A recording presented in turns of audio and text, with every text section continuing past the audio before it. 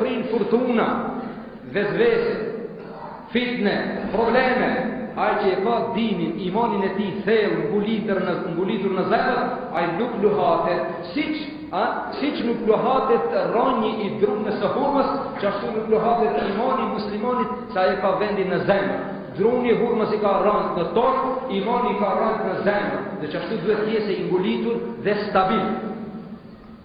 Asluha tabi, wa farquha fi as-sama, ndërsa degat i ka në. S'ka gjasa druni i hurmës të bjerë tokë dhe dojtë me losh. Asnjë.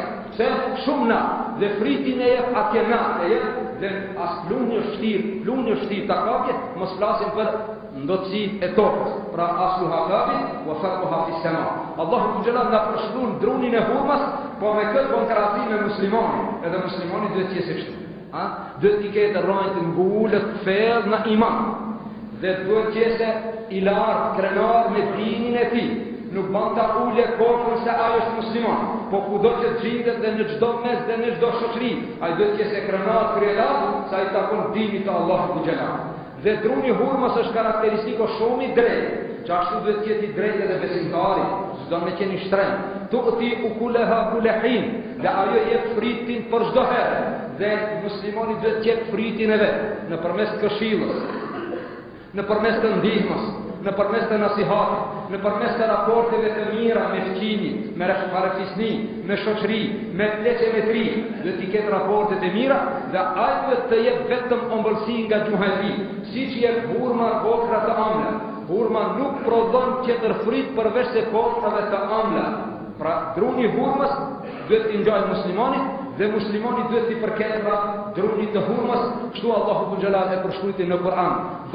A pati ndonjëherë ndonjë person, a pati ndonjëherë ndonjë individ, a pati ndonjëherë ndonjë shoqëri e cila ishte pik për pike e përputhshme dhe e krahasueshme me drunin e hurmës?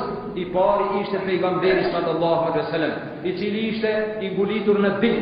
Kur agja i vet i tha: "O biri im, mushrikët e Mekës më kanë ngarku, mushrikët e Mekës më janë kërcënuar, a bën si pak të shmangesh ti losh rahat, lë njerëzit rahat." Çka tha pejgamberi sallallahu alaihi wasallam? "O agji, po të më vjen deri nga krahun e gjatë, hanën në krahun e majt, unë nuk luhatem nga kjo, se imani im është thellë në zemër, dhe unë jam në rrugë të drejtë." Kur e pa agja qëndrueshmërinë e tij, tha: "Vazhdo o biri im, se nuk hek dorë prej te, nuk ta kthesh shpinën." Pra kështu ishte i ngulitur pejgamberi sallallahu alaihi wasallam në dinin e tij. Pastaj ishte i ëmbël, ishte pritdhanës, ishte i urtë me njerëz.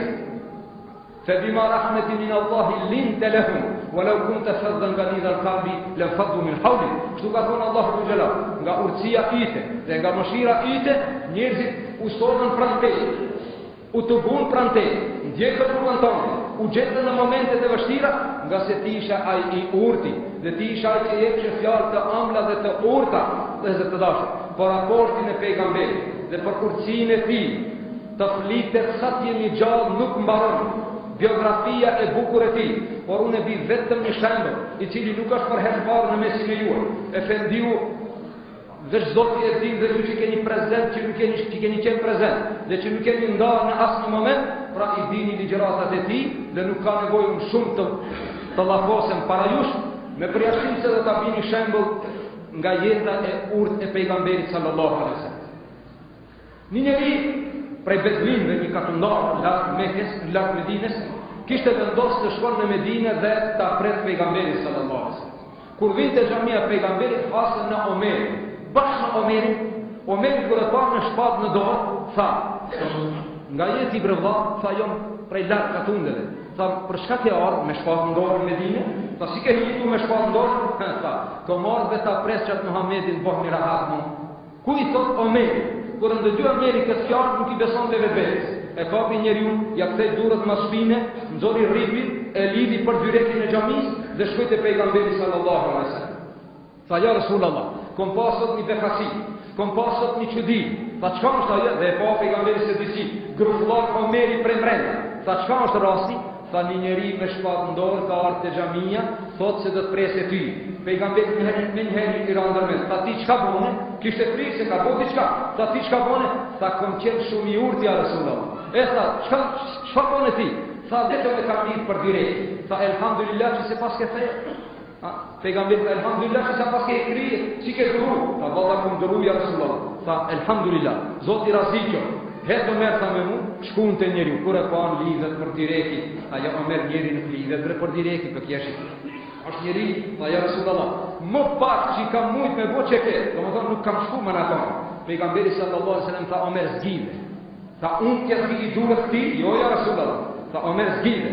Pejgamberi sallallahu alaihi wasallam kur e pasa Omeri disi, është i ngarkuar, nuk do, morja zgjidhi duar, e liroj njeriun, tani u kthi atij në pranë vetes, tha, a i keni dhënë diçka me hongër se ki udhëtarësh?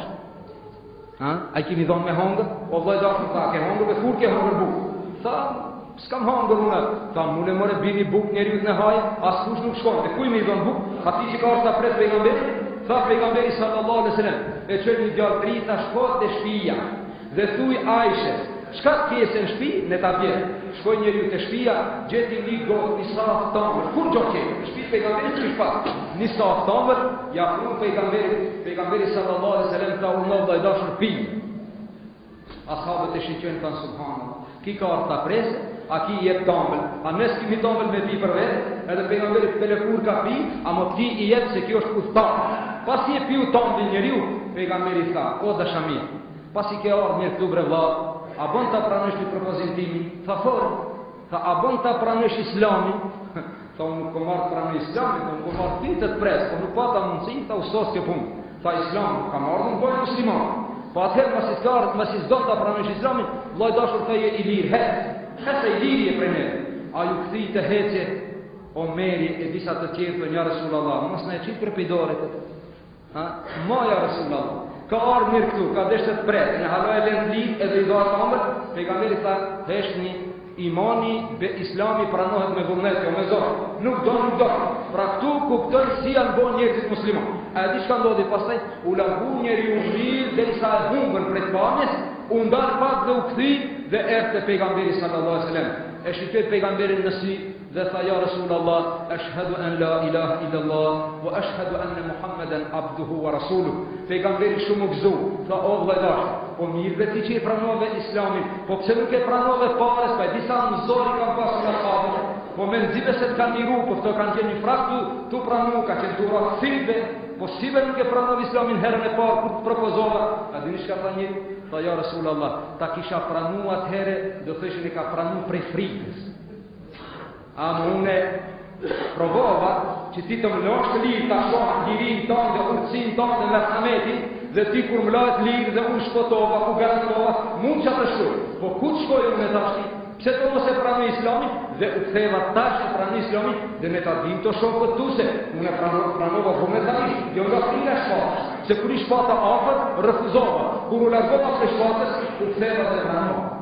Kështu ka qenë ëmbëlsia dhe urtësia e pejgamberit sallallahu alaihi wasallam. Pastaj, a vesh pejgamberi është me këtë moral kështu?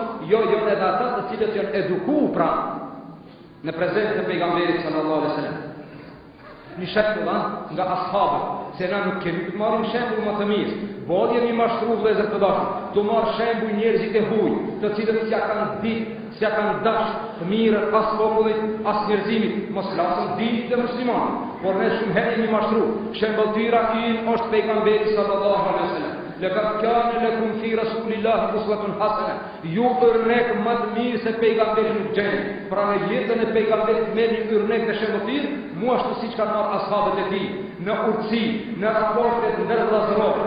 Ja, pejgamberi sallallahu alaihi wasallam në shpinën e tij duke pushuar, u ngrit Ebu Bekri dhe Omeri radiallahu anhu, po dojnë me shku me bo zjarët pejgamberit. Kur arritën të dera, Ebu Bekri jenë përparsi Omeri, thot Omer hetë përpara, ti hinë përpara.